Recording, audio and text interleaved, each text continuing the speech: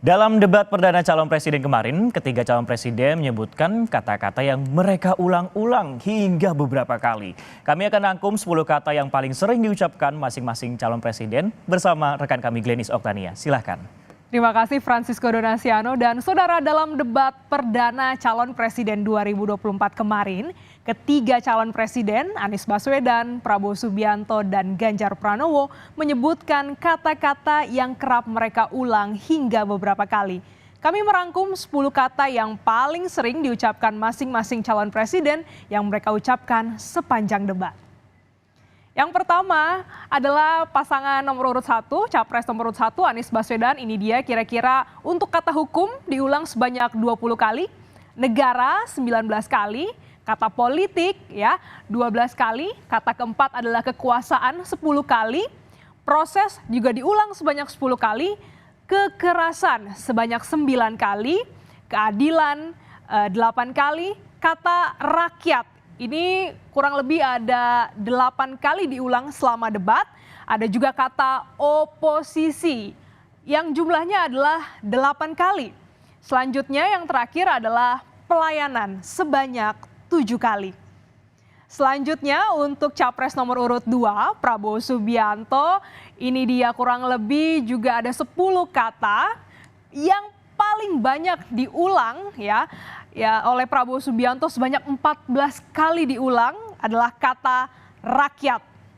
Selanjutnya 10 kali ini adalah kata Anies. Ya, ini adalah karena Prabowo dan Anies ini sempat juga beberapa kali terlibat dengan saling sindir. Nah, ini ada 10 kali kata Anies yang diucapkan oleh Prabowo. Selanjutnya kata korupsi sebanyak 8 kali dan ada juga Papua ya 8 kali. Ini ada tema juga mengenai kata Indonesia diulang sebanyak 7 kali. Ada juga hukum, ini juga termasuk dalam tema pada debat perdana kemarin sebanyak 5 kali. Kata masalah sebanyak 5 kali. Kata hakim juga sama sebanyak 5 kali. Hak asasi manusia ini juga diulang sebanyak 5 kali. Sementara kata negara diulang sebanyak 4 kali. Kita selanjutnya ke calon presiden nomor urut 3 Ganjar Pranowo. Ternyata ini ada debat kemarin ya, di debat perdana mengulang kata masyarakat sebanyak 7 kali. Untuk tema ini ada politik ya, ini sebanyak 7 kali. Selanjutnya agama diulang 6 kali. Ada kata ibu diulang sebanyak 5 kali. Ganjar juga pada debat perdana kemarin mengulang kata rakyat sebanyak 5 kali. Nah, ternyata nama wakil presidennya juga turut disebut nih ya, Mahfud sebanyak 4 kali. Selanjutnya Indonesia diulang 4 kali dan juga Ganjar menyebut rivalnya sebanyak 4 kali, ya ini Pak Prabowo ya. Selanjutnya kata yang diulang Ganjar adalah pemimpin sebanyak 4 kali. Dan kata guru diulang 4 kali. Dan saudara, yang juga mencuri perhatian masyarakat adalah sejumlah topik yang memantik perdebatan. Selama berdebat yang berlangsung kurang lebih 2 jam pada Selasa kemarin, diantaranya adalah soal keputusan Mahkamah Konstitusi, soal kasus pelanggaran HAM. Dan kita simak sejumlah topik yang hangat diperbincangkan selama debat. Yang pertama adalah saat calon presiden nomor urut 1 Anies Baswedan bertanya kepada calon presiden nomor urut 2 Prabowo Subianto. Kita simak bagaimana kalimatnya. Kita lihat kurang lebih nih begini ya kalimatnya. Anies bertanya kepada Prabowo Subianto. Sesudah Bapak mendengar bahwa ternyata pencalonan persyaratannya bermasalah secara etika, apa perasaan Bapak ketika mendengar bahwa ada pelanggaran etika di situ? Dijawab oleh Prabowo, kita ini bukan anak kecil Mas Anies, Anda juga paham sudahlah. Sekarang begini, intinya rakyat yang putuskan, rakyat yang memilih. Kalau rakyat tidak suka Prabowo dan Gibran, nggak usah pilih kami. Dan saya tidak takut tidak punya jabatan, Mas Anies. Sorry ya. Sorry ya. Para Mas Anies, saya tidak punya apa-apa. Saya sudah siap mati untuk negara ini.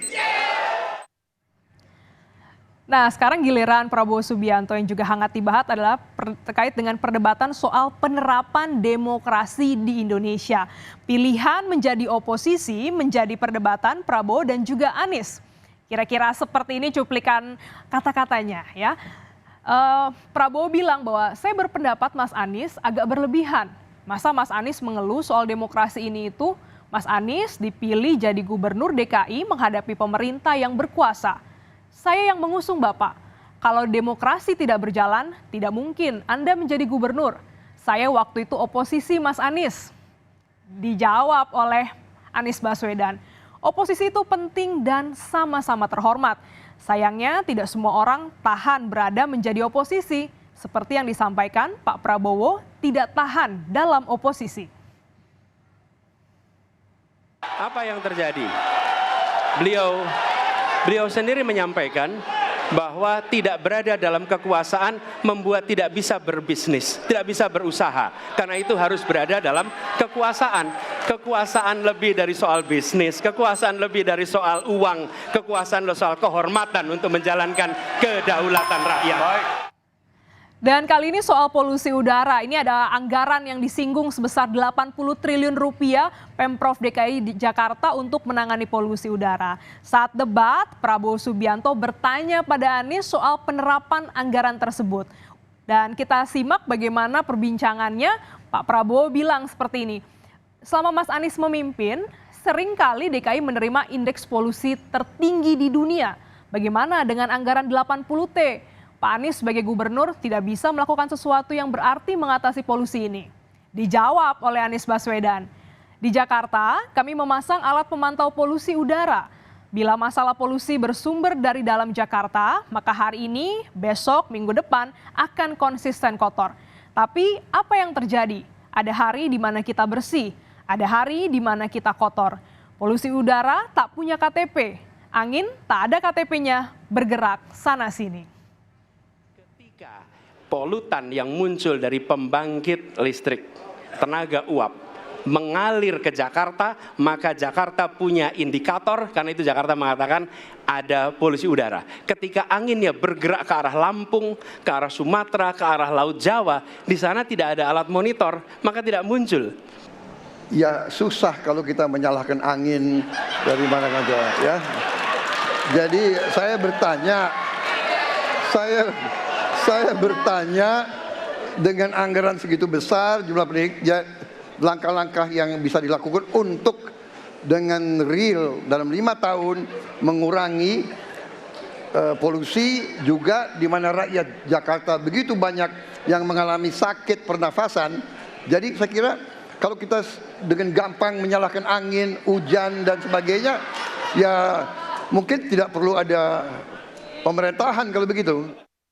Topik hangat yang juga menjadi perbincangan adalah soal pelanggaran hak asasi manusia.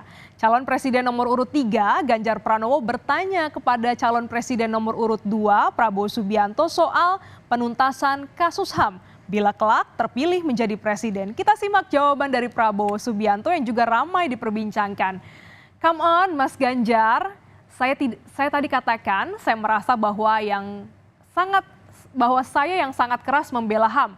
Nyatanya orang yang dulu ditahan, tapol-tapol yang katanya saya culik, sekarang ada di pihak saya, membela saya. Jadi masalah HAM jangan dipolitisasi, Mas Ganjar. Dijawab oleh Ganjar Pranowo. Pak Prabowo ini punya ketegasan yang luar biasa. Tapi sayang dalam 2 jawaban ini sama sekali tidak punya ketegasan itu. Pertanyaan saya, apakah bila jadi presiden, Bapak akan membuat pengadilan HAM? Apakah Bapak bisa menemukan, menunjukkan, membantu keluarga bisa berziarah? 2 ini sama-sama tidak dijawab. Maka kalau kemudian saya boleh meminta, kalau saya jadi presiden, Pak, saya akan bereskan ini, Pak. Agar kemudian dalam kontestasi Pilpres berikutnya, ini tidak akan muncul lagi karena presidennya tegas menuntaskan pekerjaan itu pada eranya. Terima kasih. Dan saudara, sama dengan calon presiden nomor urut 1 Anies Baswedan, calon presiden nomor urut 3 Ganjar Pranowo juga menyoroti soal putusan MK yang dinilai telah memuluskan pencalonan cawapres Prabowo Gibran Rakabuming Raka. Kira-kira seperti ini saudara.